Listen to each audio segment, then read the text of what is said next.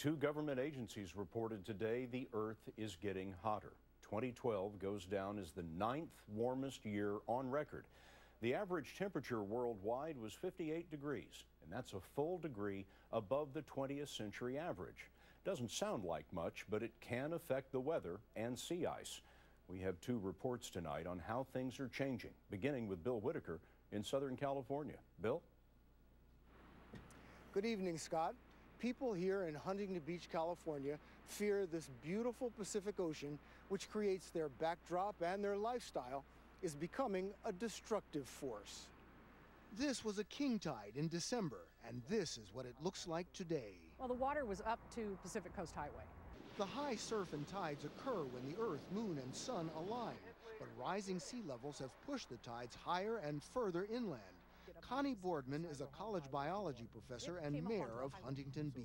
Along the Southern California coast, we've experienced an 8-inch rise in sea level already. It's nothing that we can continue to deny. According to a U.S. government forecast, global sea levels are expected to rise 1 to 4 feet by 2100. So it sounds like you're expecting these events to be more frequent. Yes. So Huntington Beach is looking at putting in more pumps, more drains, planning for a wetter future. Scott, nearly 5 million Americans live within 4 feet of the current high tide level. The mayor of Huntington Beach says the time to act is now.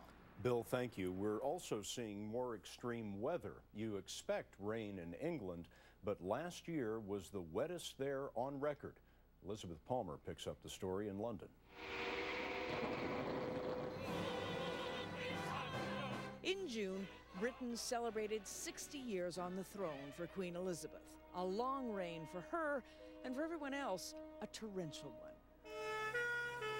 The 6.5 inches above average of rain in the UK is due to warmer air, says climatologist Bob Ward of the London School of Economics. A warm atmosphere actually holds more water, and the global temperature has increased by about 0.7 degrees Celsius in the last 100 years, and that means it's holding about 4% more moisture.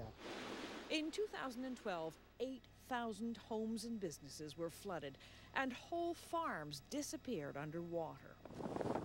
North of London, a seal swam in from the sea across the flooded fields and was last seen 50 miles inland, still swimming. Elizabeth Palmer, CBS News, London.